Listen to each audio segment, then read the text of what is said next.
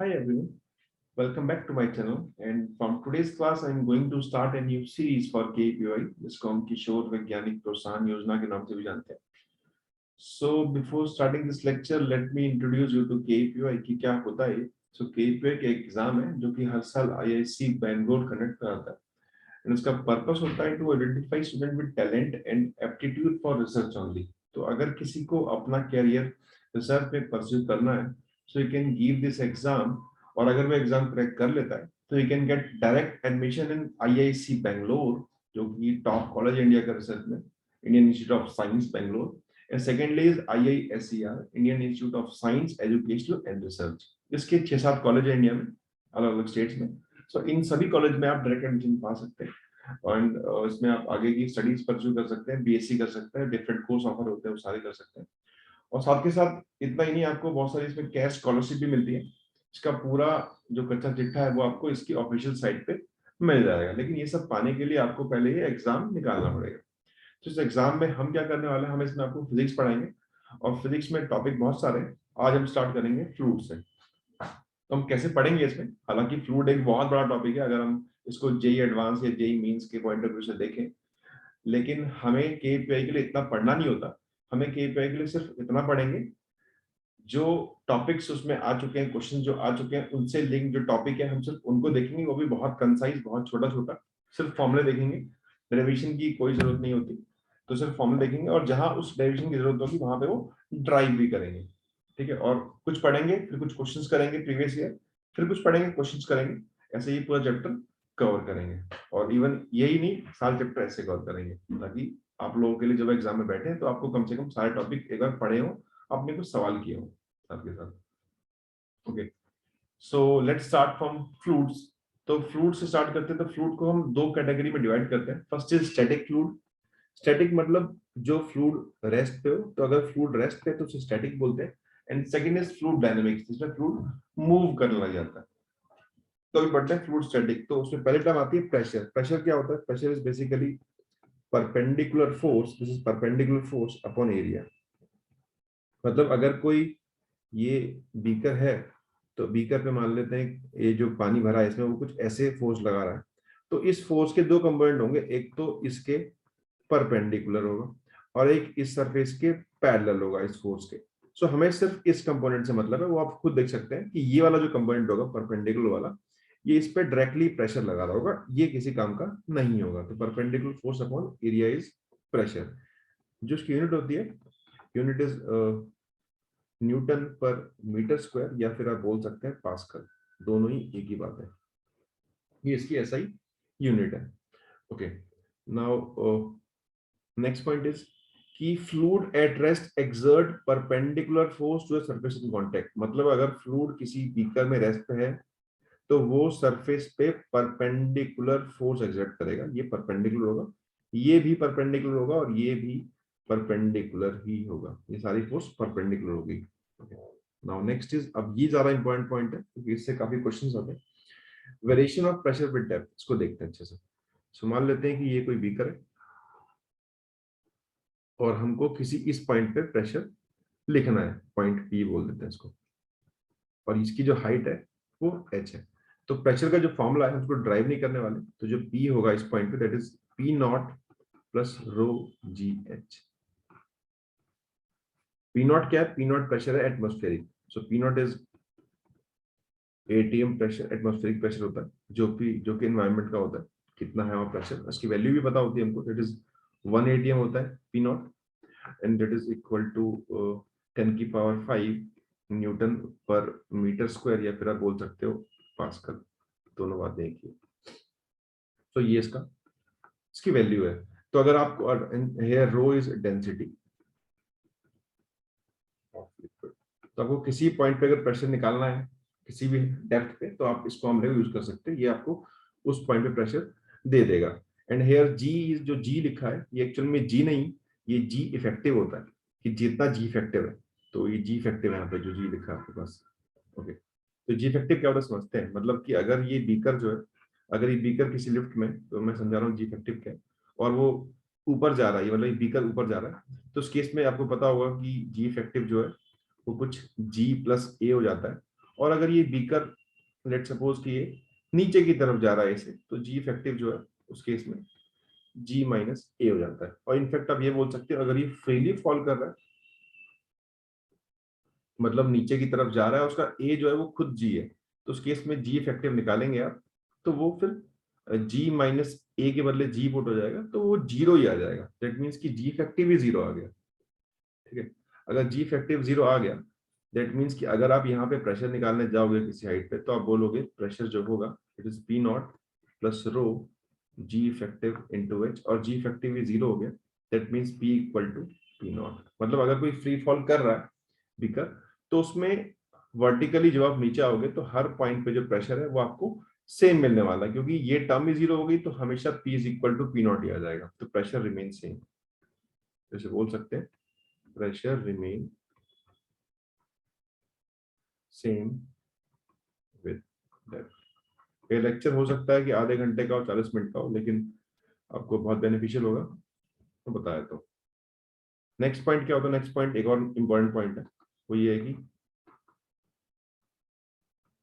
Pressure is same at same height in same liquid. इसका मतलब ये है कि अगर आप इन सारे पॉइंट्स की बात करते हो कि इस पॉइंट पे, इस पॉइंट पे, इस पॉइंट पे, तो अगर यहाँ प्रेशर पी है, तो सेम हाइट पे अगर हैं सारे, तो यहाँ हर जगह प्रेशर जो है वो पी रहने वाला है। मतलब प्रेशर सिर्फ डेप्थ के साथ ही वेरी करता है, इन सभी पॉइंट में प्रेशर पी रहने वाला है। ये हमने देखा सेम लिक्विड। इसको यूज करेंगे क्वेश्चन से इन सबके ऊपर, तब समझेंगे कैसे पूछा हुआ।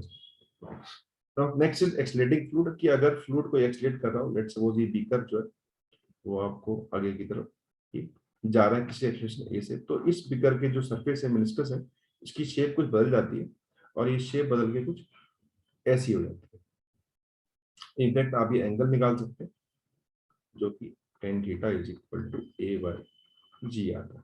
इसके ऊपर क्वेश्चन कभी आया नहीं हुआ, लेकिन आ जरूर सकता है, इसके फॉर्म में लिख लिया। अब नाउ ये हमने कुछ पॉइंट देखे, अब इनके ऊपर क्वेश्चन देखते हैं, क्वेश्चन कैसे पूछे जाते हैं। क्वेश्चन नंबर 1 जो 2013 में आया था, a tank filled with water of irregular shape, the wall CD makes 45 degree, ये वॉल 45 डिग्री बना रहा है, AB नॉर्मल है, perpendicular. the length of AB and CB are much smaller, that means कि ये बहुत छोटे हैं, मतलब ये जो हाइट है, ये हाइट बहुत छोटी है, ऑलमोस्ट जो है वो जीरो के बराबर है, हाइट ऑफ वाटर। तो ये बहुत छोटी हाइट है, नेग्लिजिबल है। दैट मीन्स कि जो आपने ये लिखा है लंबाई बहुत ज्यादा है, और ये सब ये बहुत छोटे हैं। दैट मीन्स कि ये जो आपने ए बी ड्रॉ किया वो कुछ ए बी बस इतना सही होगा, ये ए बी होगा, और सी डी भी इतना सा होगा, बहुत छोटा है, वो दिखाने के बाद ड्रॉ किया।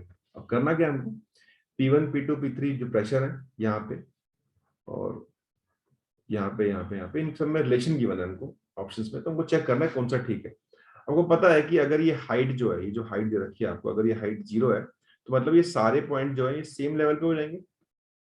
अगर हाइट ही नेग्लिजिबल है तो सारे सेम लेवल पे, और सारे अगर सेम लेवल पे हैं तो हम ये पॉइंट जानते हैं वाला, अगर सेम लेवल पे हैं तो प्रेशर जो है वो क्या रहता है, सेम रहता है, मतलब तीनों पॉइंट प्रेशर जो है वो सेम रहेगा। दैट्स इट, बहुत सिंपल क्वेश्चन था जो हमने पॉइंट से देख लिया। ओके, अगर ये सेम नहीं होते तो हम निकाल सकते थे P naught plus rho g s से। नेक्स्ट इज एक सबमरीन है जो कि has a window of area दे रखा है उसने इतना, on its ceiling at a depth इतना बिलो सी, तो एक वही समुद्र है, उस समुद्र में एक सबमरीन है, और सबमरीन में यहाँ पे कोई एक विंडो है। Okay, so if the pressure inside the submarine is at the level of the atmospheric pressure, तो अंदर प्रेशर इसके पी नॉट है, और ये कुछ हाइट जो है एच है इसकी, जितनी भी है। Then the force acting on the window is, कि विंडो पे कितनी फोर्स लग रही होगी, इस विंडो पे कितनी फोर्स लग रही होगी। तो एक काम करते हैं, पहले तो यहाँ निकालते हैं यहाँ पे कितना प्रेशर होगा। तो अगर ऊपर प्रेशर पी नॉट है, तो इस पॉइंट पे प्रेशर जो होगा वो P naught plus rho g H होगा। तो इस जो विंडो के ऊपर से जो यहाँ से लग रहा है प्रेशर वो पी नॉट है, और जो ऊपर से लग रहा है वो P naught plus rho g H है। तो इस विंडो को देखें अगर, तो इस विंडो पे लगने वाला प्रेशर ऊपर से जो लगा रहा होगा पानी, वो रो जी एच होगा, और अंदर प्रेशर हमको पी नॉट गिवन है, कि अंदर जो है वो पी नॉट ही है। तो अगर मैं बात करूं कि कितना इस पे नेट प्रेशर होगा, तो नेट प्रेशर जो इस पे होगा that is equal to rho g h हो जाएगा। तो जो फोर्स होगी इस पे that is equal to rho g h into area. Simply हमने क्या किया, force equal to delta P pressure difference into area कर दिया, तो ये नेट फोर्स आ गई इस पे। अब आपको रो पता है, आप इन सबको पुट कर सकते हैं। सो रो दे रखा है आपको 1.03 10 की पावर 3, ये G is 10, H is 100, depth दे रखी है 100 मीटर, और इसमें आपको ये भी गिवन है, तो एरिया है, एरिया इज 9 इंटू 10 की पावर -2। सो अगर आप इन सबको सॉल्व करें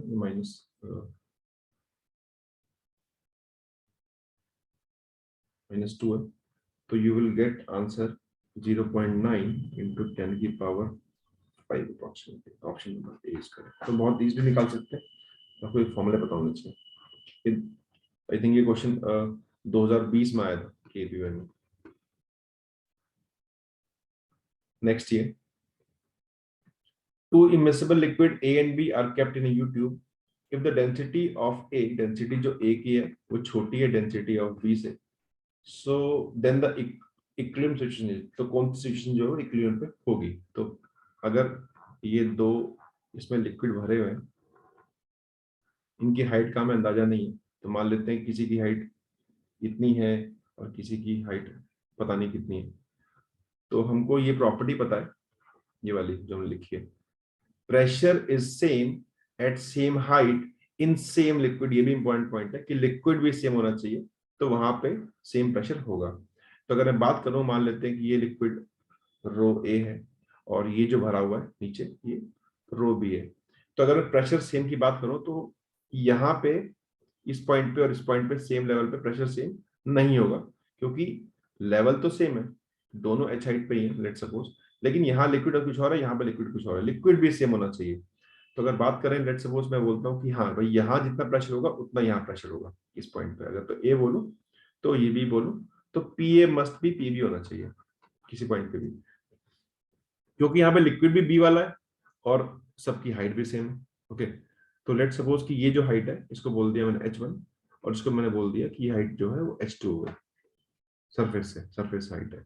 तो मैं पी ए लिखता हूँ, पी ए हो जाएगा P naught plus rho B g h, इसे 2 बोल देते हैं, इसे 1 बोल देते हैं, h2 equal to P naught plus rho A g h1। मतलब एक बार मैंने यहाँ पे ऊपर से लिख लिया, एक बार यहाँ से लिख लिया, पी नॉट से पी नॉट कट गया, जी से जी कट गया, तो रो B h2 is equal to row A h1।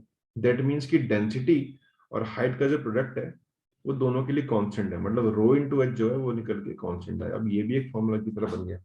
That means कि जिसकी डेंसिटी ज्यादा उसकी हाइट कम होनी ही होनी है, क्योंकि इनका प्रोडक्ट कांस्टेंट है।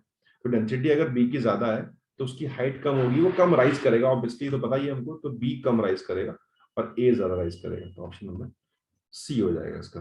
तो ऐसे हमने क्वेश्चन कर लिए। इस पर और भी सवाल है जो प्रीवियस ईयर में है, जो आप ट्राई कर सकते हैं खुद ही, तो आपको बस ये थ्योरीज पता होनी चाहिए। मैं इसकी पीडीएफ जो है वो शेयर कर दूंगा लिंक में, जो आप लोग कर सकते हैं। नाउ नेक्स्ट इज बॉयंसी, जिसके ऊपर क्वेश्चन सबसे ज्यादा पूछे जाते हैं। बॉयंसी आप लोगों को पता भी होगी। तो बॉयंसी होती है अगर हम किसी भी चीज को डिप करें किसी भी लिक्विड में, तो लिक्विड उसको ऊपर की तरफ पुश करता है with some force that is equal to weight of liquid displaced by body. तो ये बॉयंसी है। ये आर्किमिडीज ने बताया था कि अगर आप किसी चीज को पानी में डुबाएं या किसी भी लिक्विड में डुबाएं तो उसको वो ऊपर की तरफ पुश करता है, wide up with weight of the liquid displaced by the body. इसका फॉर्मूला निकल के आता है FB is equal to sigma volume submerged. इसको मैंने डिफाइन नहीं किया डेफिनेशन से, आपको गूगल करोगे मिल जाएगा आसानी से, क्योंकि हमें उसकी जरूरत भी नहीं है।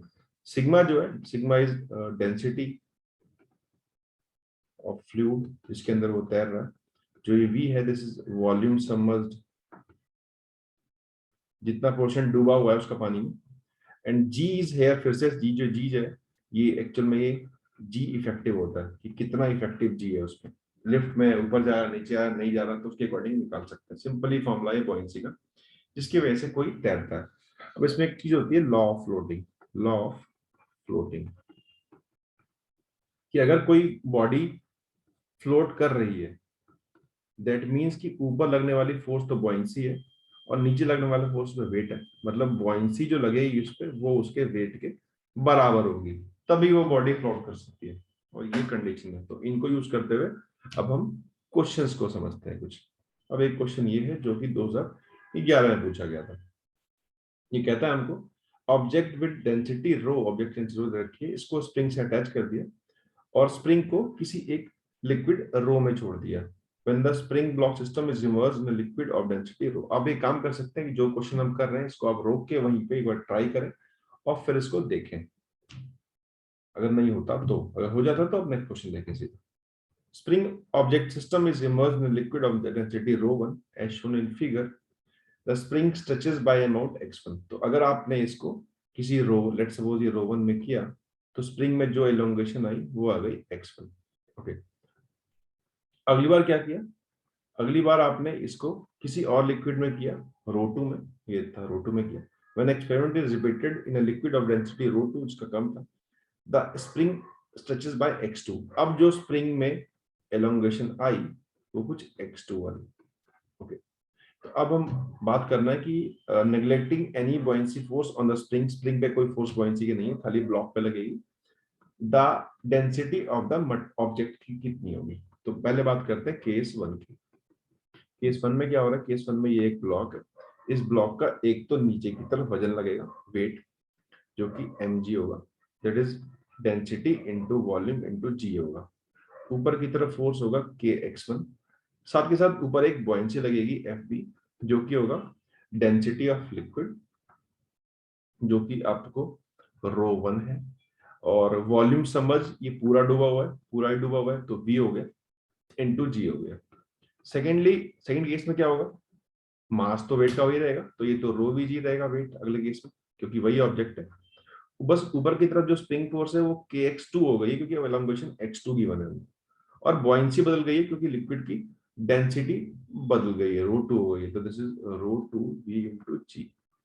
नाउ अब क्या करना है, सिंपली ये बैलेंस कर रहा है, फ्लोट कर रहा है, तो इक्वेट कर देते हैं।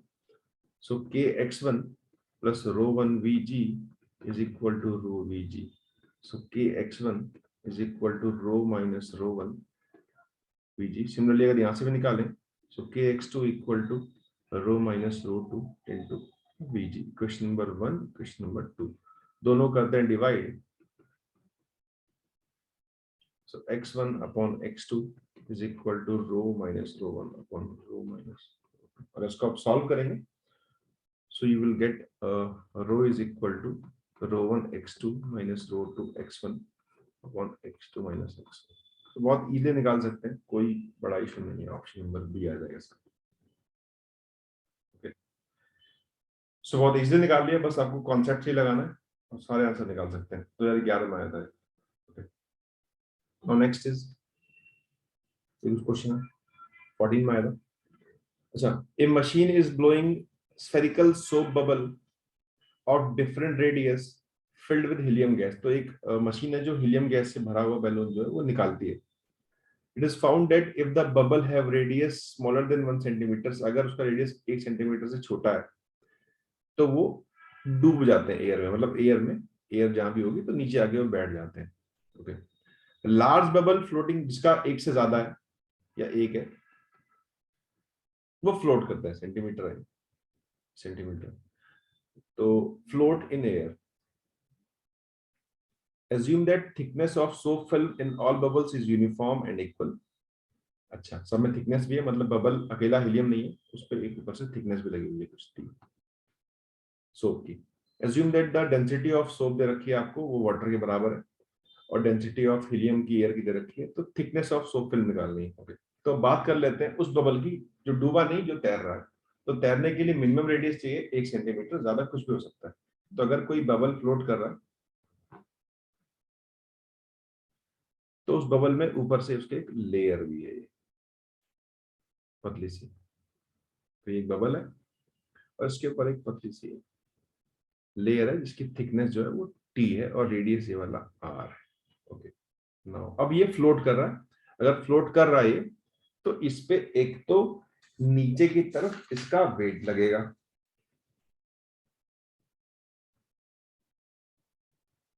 mg, और ऊपर की तरफ इस पे बॉयंसी लगेगी।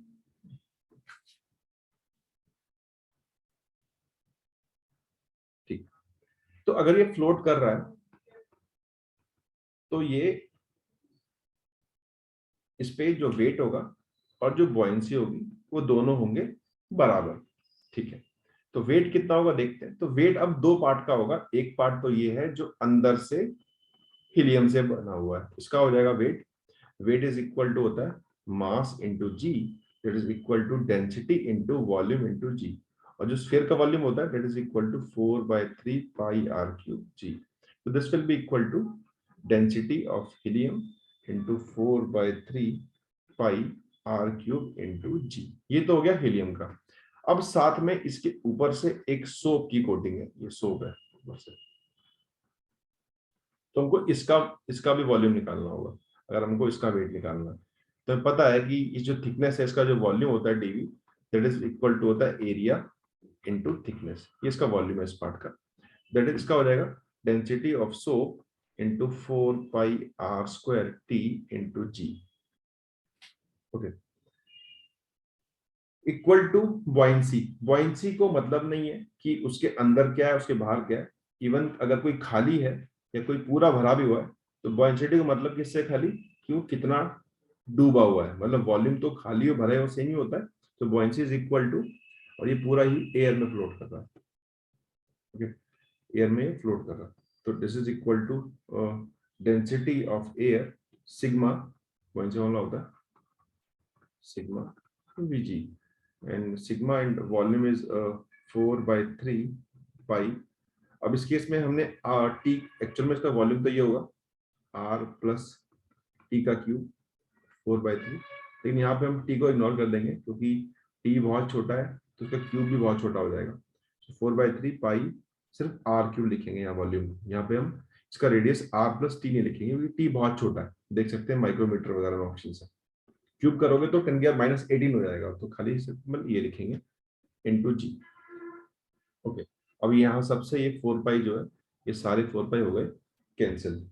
ठीक, तो करना क्या है हमको, हमको इसमें निकालना है थिकनेस निकालनी है। तो एक काम करते हैं, इसको लिखते हैं रो एस, और जी भी सारे हो गए cancel. Rho s into t is equal to rho of air minus rho of helium into ये आर स्क्वायर भी सारे गए इंटू आर अपॉन थिकनेस निकालनी है तो आप डेंसिटी ऑफ एयर यहाँ पे कर सकते हैं। यहाँ पे 3 बच गया तो यहाँ पे 3 भी आएगा नीचे भी। अगर आप इन सबको सॉल्व करें तो आपको पता है कि डेंसिटी ऑफ एयर आपको दे रखी है तो वो है 1.23, हीलियम की दे रखी है, हीलियम की है 0.18, और सोप की दे रखी है जो कि बराबर है वाटर के, तो ये हो गया 10⁻³ इंटू 3, और रेडियस आपको पता है रेडियस इज 10⁻²। इसको आप सॉल्व करेंगे तो you will get approximately 3.5 micrometre. इसका ऑप्शन हो जाएगा डी। तो बहुत इजी निकाल सकते हैं, बस आपको ये चीजें पता होनी चाहिए, सारे क्वेश्चन आपने करे होने चाहिए। एक सवाल और है, इसको आप खुद ट्राई कर सकते हैं आसानी से, और हम आगे देखते हैं, और टाइम बचेगा तो हम इसको क्वेश्चन को भी कर लेंगे। तो नेक्स्ट इज फ्लूइड डायनेमिक्स की बात करते हैं कि फ्लूइड डायनेमिक्स क्या होती है। तो फ्लूइड डायनेमिक्स ये तो था, फ्लूइड रेस्ट की बात थी, इसमें हमने बुयांसी देखी, प्रेशर का वेरिएशन देखा, जिसपे क्वेश्चंस खूब सारे आते हैं। Now next is fluid dynamics. जब फ्लूइड फ्लो करता है, ये बहुत कम पूछा जाता है, तो जब फ्लूइड फ्लो करता है और वो ट्रेवल करता है तो उसमें हम दो चीजें पढ़ते हैं। First is equation of continuity. ये क्या होती है, ये क्या होती है, ये कहती है कि अगर कोई पानी फ्लो हो रहा है, लेट्स सपोज कि वो एक ऐसी ट्यूब है जो कि यहाँ से बहुत थिक थी, यहाँ से बहुत पतली हो गई, और यहाँ पे इसका एरिया जो है वो A2 है, और यहाँ पे इसका एरिया जो है वो A1 है, यहाँ वेलोसिटी V1 है, यहाँ वेलोसिटी V2 है पानी की। तो जो A1 V1 होगा must be equal to A2 V2 होगा। Simply product of area into velocity is constant. That means कि ये जो देखोगे इसको आप, तो ये एक्चुअली निकल के आएगा एरिया इनटू वेलोसिटी निकालते हैं तो ये rate of change of volume आता है। तो जितना पानी आएगा और उतना पानी ही जाएगा, यही ये लॉ है, इक्वेशन ऑफ कंटिन्यूटी।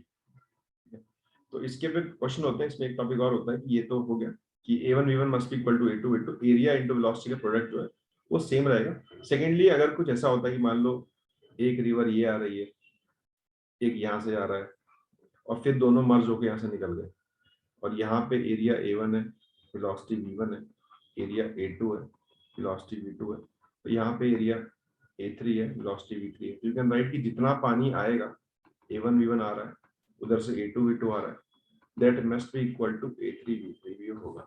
जितना आएगा उतना ही जाएगा। This is equation of continuity. Second is Bernoulli. Bernoulli बहुत कम पूछा जाता है, लेकिन ये भी समझ सकते हैं। बर्नौली भी कुछ ऐसा ही है। बर्नौली सिंपली कहता है कि अगर ये कोई ट्यूब्स है और फिर से यहाँ पे एरिया A1 है, एरिया A2 है, वेलोसिटी यहाँ V1 है और यहाँ वेलोसिटी V2 है, इसकी हाइट कुछ h1 है ग्राउंड से और इसकी हाइट कुछ ग्राउंड से h2 है, तो वो कहता है कि pressure plus potential energy per unit volume rho GH density है, plus half rho V square जो होगा वो सब मिला के कॉन्स्टेंट होगा हर जगह पूरे थ्रू फ्लूइड। डेट मीन्स कि P1 rho 1 GH plus half rho V square, ये V यहाँ वेलोसिटी है, must be equal to P2 plus rho 2 GH plus half rho, ये रो सेम ही है, ये रो तो वही है, डेंसिटी वही रहेगी, रो V2 स्क्वायर। इवन दो जगह पे नहीं, इस पूरे फ्लूइड में आप कहीं भी अप्लाई कर सकते हो। तो प्रेशर और इसको बोलते हैं डेंसिटी, ये डेंसिटी है। Potential energy per unit volume, क्योंकि पोटेंशियल एनर्जी होती है mgh अपॉन, अगर वॉल्यूम कर देंगे सो मास अपॉन वॉल्यूम डेंसिटी होती है, plus half rho V square जो है, इसका सम जो है सबका वो कांस्टेंट रहेगा। ये बर्नौली थ्योरम है और इसके ऊपर क्वेश्चंस एक बार पूछा गया अभी तक, लेकिन आपको पता होना चाहिए क्योंकि डेली लाइफ में भी बहुत यूज है इसका। सेकेंडली की जो ये सब कुछ पढ़ते हैं हम इक्वेशन ऑफ कंटिन्यूटी, ये सारे होते हैं किसी स्ट्रीम लाइन फ्लो के लिए, कि पानी का फ्लो जो है वो होना चाहिए स्ट्रीम लाइन। मतलब ये है कि अगर कोई पानी बह रहा है, पानी फ्लो हो रहा है, तो ऐसा नहीं है कि वो पानी यहाँ से चलता रहेगा अजीब सा, कि एक पानी यहाँ से जा रहा है, एक यहाँ से घुस गया, एक यहाँ से घुस गया, ऐसा नहीं होता। तो मतलब होता है कि अगर ये वाटर जा रहा है तो वो अपनी ही लाइन में जाता रहेगा, वो किसी को कुछ डिस्टर्ब नहीं करने वाला। ये जाएगा तो ये अब अपने आगे वाले को, जैसे ये जा रहा है तो इसको चेज करेगा सिंपली। अगर एक पार्टिकल गया तो उसके पीछे वाला बस इसकी पूंछ पकड़ के चलता रहेगा। दिस इज स्ट्रीम लाइन, एक ही लाइन में चलते रहेंगे सारे। अगर ये कर्व में जा रहा है ऐसे, तो ये भी सारे कर्व में ऐसे जाएंगे, आपस में कोई इंटरसेक्शन नहीं होगा। This is called stream line flow. अब इसके बेस पे क्वेश्चन होते हैं एक दो, तो उसको भी देख सकते हैं। ये क्वेश्चन कहता है कि एक भागीरथी अलकनंदा रिवर है जो कि देवप्रयाग में मिल जाती है, गंगा बन जाती है। अगर आप कभी गए हो इस तरफ तो वो पता होगा ऐसा हो जाता है। तो ये 1.5 है। सो एक नदी आई भागीरथी और एक आई अलकनंदा, और दोनों मिलके बन गई गंगा, माँ गंगा बन गई। ठीक है, तो ये बन गई गंगा। तो जो रेशियो का स्पीड है, ये एक्चुअल में ये थोड़ा मिसप्रिंट है यहाँ पे, ये है 1:1.5 ये है। ठीक है, तो जो एरिया क्रॉस सेक्शन है भागीरथी अलकनंदा गंगा, उधर रखा 1:2:3, और स्ट्रीम लाइन फ्लो है जिसकी मैंने बात की अभी। तो ratio of speed of Ganga to Alaknanda निकालो, मतलब VG अपॉन VA निकालना। तो बात करते हैं, तो मैं बोलता हूँ कि यहाँ से पानी आ रहा है, भागीरथी अलकनंदा से आ रहा है, गंगा में जा रहा है, तो बोल सकता हूँ मैं कि ये तो होगा कि V B A B plus V A must be equal to V G और ए जी, मतलब बराबर होंगे आपस में। Equation of continuity a1 v1 equal to a2 लगाया हमने। ओके, नाउ हमको ये गिवन है कि V B upon V Alaknanda का रेशियो गिवन है 1/1.5, ठीक, दैट इज 2/3 गिवन है ये रेशियो। और ये भी गिवन है कि जो एरिया का रेशियो है a1 ratio a2 ratio a3 that is equal to 1:2:3। तो अगर मैं a1 को x मान लूं, a2 2x होगा और a3 जो है 3x होगा। ठीक बात, अब पुट करना शुरू करते हैं। तो जो vb है, तो सिंपली बोल सकते हैं इसको यहां से कि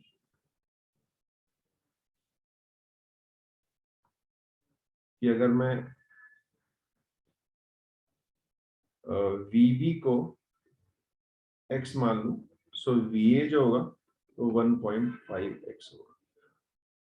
अब पुट करते हैं। सो ये भी जो आपके पास, ये भी आपके पास ये भागीरथी है, ये अलकनंदा है और ये गंगा है। पुट करते हैं। वी आपको x दे रखा है और इसको y मान लेते हैं, वहां पर x मान चुका है, ये y है, प्लस जो अलकनंदा है 1.5x है और ये जो है ये आपके पास 2y है, इज इक्वल टू, यहाँ पे अगर इसको देखें सो ये जो एरिया है इसका ये 3y है और वेलोसिटी आपको नहीं पता तो उसको आप v गंगा मान ही छोड़ दो। सो इसको करेंगे सॉल्व अगर, तो ये आ जाएगा 1.3 4xy is equal to 3y v of Ganga, y से y कट गया, तो v of Ganga is equal to 4x/3 आ रहा है। निकालना क्या है, v गंगा निकालना है तो 4/3x है और v अलकनंदा निकालना है जो कि आपके पास 1.5x है, दैट मीन्स कि 3/2x है। सो ये 3/2x हो गया, दैट इज 8/9 हो गया, ऑप्शन नंबर सी हो गया। बहुत इजी निकाल सकते हैं। सो ये था इक्वेशन ऑफ कंटिन्यूटी का यूज। सेकेंडली अब ये क्वेश्चन एक और है जो कि 2020 में पूछा गया था, इसको भी एक बार समझ लेते हैं कि ये क्या बोलता है। तो कहता है कि platelets are drifting with blood flowing in a streamline flow through a horizontally artery. So पानी ब्लड फ्लो कर रहा है आर्टरी में, so artery is contracted in region 2, यहाँ रीजन 2 में ये दबी हुई है। तो चूज करना है 2020 का क्वेश्चन लेटेस्ट, देखते हैं कितना इजीली हो जाएगा। As the platelets enter the constriction, the platelets get squeezed closer together in narrow region and hence fluid pressure must rise there. तो ये कह रहा है कि 2 पे प्रेशर जो है ज्यादा होगा। सेकंड कह रहा है कि as the platelets enter the constriction, the pressure is lower there. तो ये कह रहा है प्रेशर जो कम होगा। तो पहले देख लेते हैं क्या करना क्या एक्चुअली में। तो 1 पे और प्रेशर की बात कर रहा है, मतलब वो बर्नौली लगाने के लिए बोल रहा है, क्योंकि अगर फ्लूइड फ्लो कर रहा है, पानी चल रहा है, तो हमारे पास प्रेशर खाली एक ही रिलेशन होता है बर्नौली। ये सब जो पढ़े हमने प्रेशर वाले पहले, ये सब रेस्ट के लिए थे, इसमें कोई फ्लो नहीं होता था, तो ये फ्लो हो रहा है।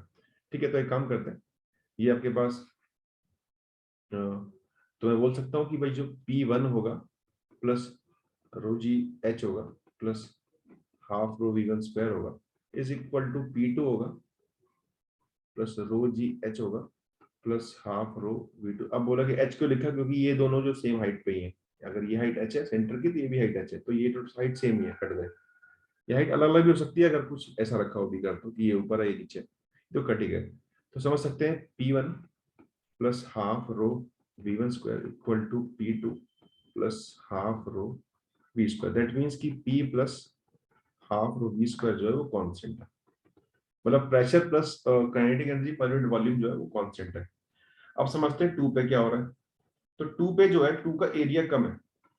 अगर एरिया जो 2 का है वो कम है एरिया 1 से, तो वो पता है कि एरिया इंटू वी तो कांस्टेंट होता है बाय इक्वेशन ऑफ कंटिन्यूटी, हमने पढ़ा है भी। तो अगर एरिया अगर 2 का कम है तो जो वेलोसिटी होगी 2 की वो ए या 2 का कम है, तो वेलोसिटी 2 की ज्यादा होगी। ये तो हमें पता लग गया। और अगर वेलोसिटी ज्यादा है तो हमको यही पता है कि वेलोसिटी और प्रेशर इनका जो सम है आपस में वो तो कांस्टेंट है, ठीक है। तो अगर इस पॉइंट पे V1 पे वेलोसिटी कम है तो यहाँ पे प्रेशर को ज्यादा होना होगा, और अगर 2 पे वेलोसिटी ज्यादा है तो वहां पे प्रेशर को कम होना होगा, तभी इन दोनों का सम कांस्टेंट हो पाएगा। तो 2 पे प्रेशर कम होगा, लोअर होगा, ऑप्शन नंबर बी हो जाएगा। ऐसे हम बहुत इजीली इसको कर सकते हैं, और यही सारे क्वेश्चंस हैं। अगर आप ट्राई करेंगे तो आप बहुत इजी निकाल सकते हैं। एक क्वेश्चन और इसको देख लेते हैं। वो कह रहा है एक box filled of water with small hole in its side near the bottom. एक बॉक्स है, इसके साइड में एक स्मॉल होल है, ड्रॉप किया उसको from top of A tower, तो मतलब फ्री फॉल कर रहा है, मतलब वो ए इक्वल टू जी से गिर रहा है। As it fall a camera attach to the side of the box record the shape of the water streaming coming out of the hole. तो यहाँ पे कोई साइड में एक कैमरा लगा रखा है जो कि इस पानी के को देखने वाला है कि पानी कैसे गिरेगा नीचे की तरफ, शेप कैसी होगी उसकी। तो वो कह रहा है कि रिजल्ट जो वीडियो का आया वो क्या शो करेगा। तो समझते हैं, वाटर कमिंग पैराबोला में आएगा, पैराबोलिक में आएगा, नीचे ऊपर जाएगा, नीचे जाएगा, स्ट्रेट लाइन में जाएगा या नहीं जाएगा। समझते हैं पानी कब बाहर जाएगा। पानी क्या को फ्लो करने के लिए प्रेशर डिफरेंस चाहिए। तो यहाँ तो प्रेशर आपके पास बाहर की तरफ पी नॉट है, एयर है। यहाँ पे कितना, अगर यहाँ ज्यादा हुआ इस पॉइंट पे तो फ्लो कर जाएगा। लेकिन हमको पता है कि अगर ये हाइट h है तो जो प्रेशर होता है पानी के अंदर that is equal to P naught plus rho g effective into h. अब जी इफेक्टिव इस केस में अगर नीचे गिर रहा हो तो this is equal to g minus a, और ए भी इक्वल टू जी है, तो ये जीरो हो जाता है, ये देखा था हमने।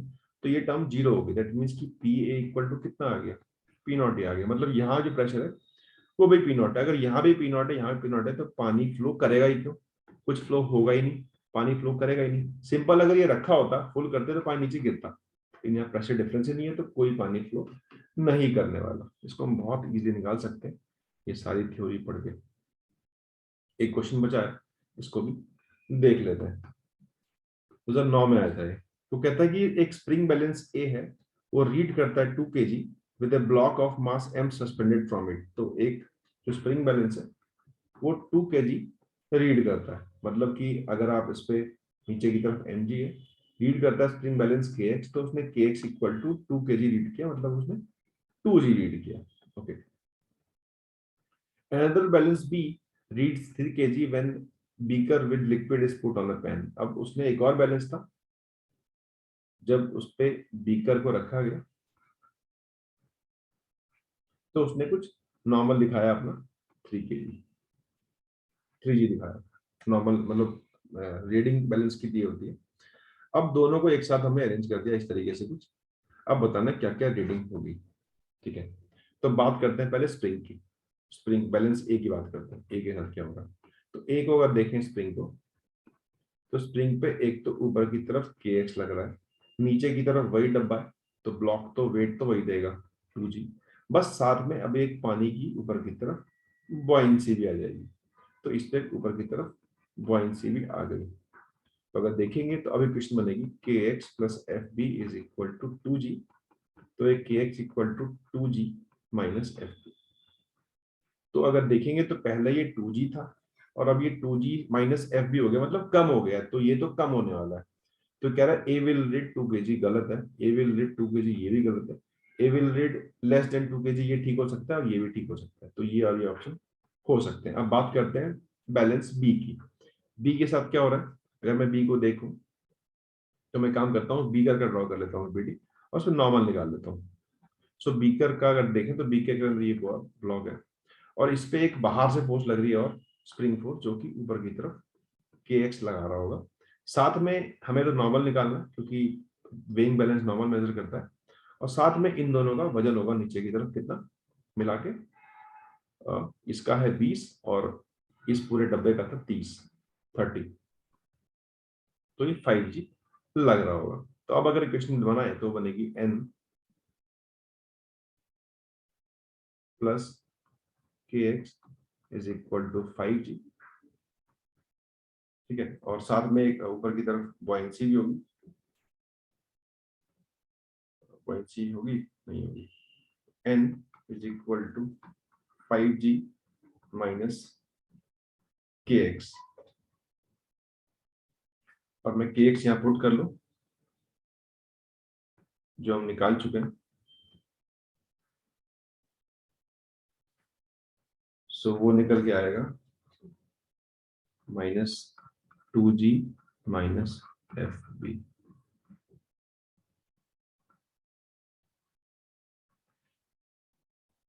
तो this is equal to 3g plus fb।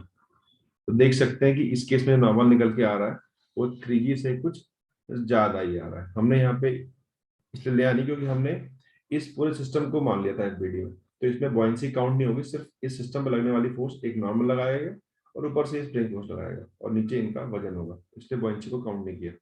और यहाँ से के एक्सपोर्ट कर दिया, तो ये 3g से कुछ ज्यादा आ रहा है, मतलब बोल सकते हैं ये कह रहा है 3g नहीं होगा, तो ऑप्शन ये करेक्ट लग रहा है क्योंकि ये 3g 5 के बीच में, तो ऑप्शन नंबर सी इसका बिल्कुल करेक्ट है। So these are the question, these are theory. तो आप लोग समझ में आया होगा होपफुली, तो इसको आप पढ़ें और अप्लाई करें, और नेक्स्ट लेक्चर हम मिलते हैं नेक्स्ट टॉपिक के साथ। Thanks for watching. और इसमें कोई भी आपको डाउट है तो you can ask me in the comment box. I will answer you. Thanks for watching.